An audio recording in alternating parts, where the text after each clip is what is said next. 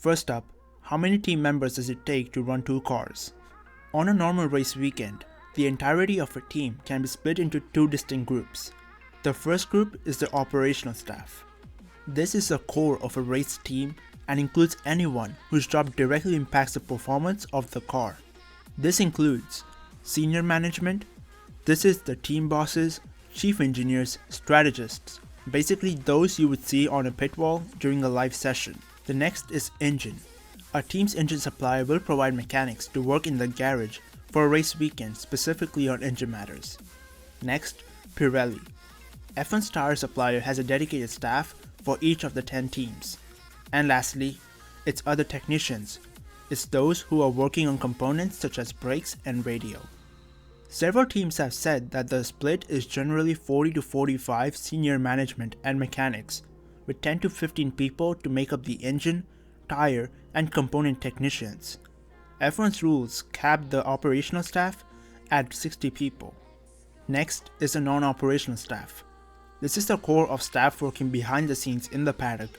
This is generally split between communications, marketing, and hospitality teams. This number fluctuates depending on the team and the venue. Smaller teams will usually have limited numbers wherever they are, although some of the bigger teams can nearly double the size of their whole operation at some of the more popular events on the calendar. One team said it takes upwards of 120 total staff to more popular events such as Singapore, the US, or Abu Dhabi, due to the extra amount of non-operational personnel they bring to meet the demand of an increased number of VIPs and guests.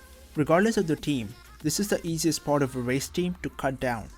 These are the people F1 is looking to limit at a behind closed doors race.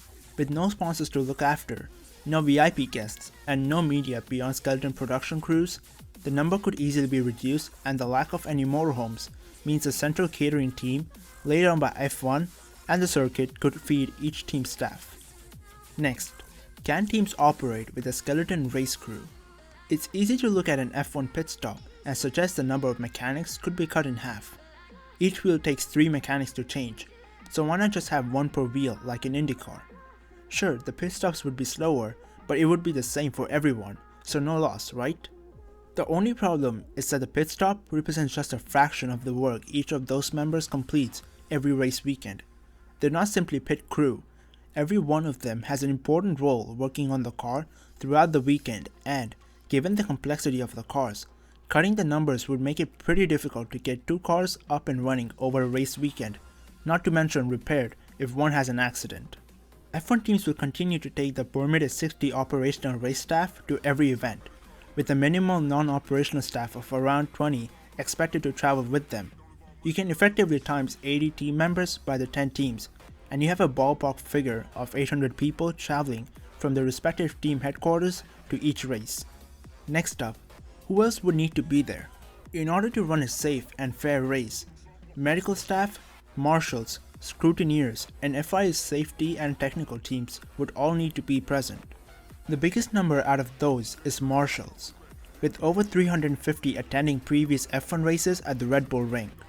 It may be possible to reduce that number, but not significantly, given the importance they play in ensuring the safety of the circuit during any given session of the weekend. A full medical team would also need to be present in case of an accident and to carry out the rigorous testing plan. F1 is still in discussions with its various broadcast partners about production crews, but it seems any broadcast crew, including F1's own centralized production team, will have to operate with as few people as possible.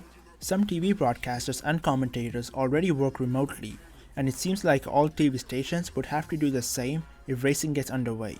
Written media is also likely to be kept at bay while races remain behind closed doors, but some teams have already held press conferences and interviews online, so a similar model could work to provide driver quotes after track sessions. Lastly, what if someone tests positive at an F1 Grand Prix? In all likelihood, the Australian Grand Prix would have gone ahead as planned had a McLaren team member not tested positive for COVID-19 the Thursday before the race. The resulting fallout continued to haunt the sport for several weeks as its organizers looked unprepared and, at times, unaware of the severity of the situation, as initially, the sport considered carrying on regardless. Even with strict testing regimes in place, there is still the possibility of a repeat when racing gets back underway.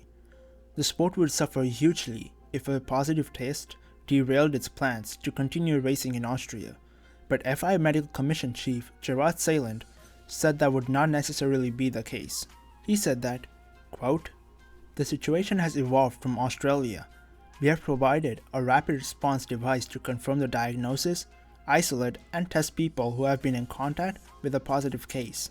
He reiterated the points made by Braun regarding social distancing and revealed the FIA would also look to put in place tracking apps similar to those being considered by governments around the world. And that's been today's video. To keep up with Formula 1 news, please hit that like and subscribe button to support me. Apart from that, I hope you enjoyed the video, hope you have an awesome day, and until next time, goodbye.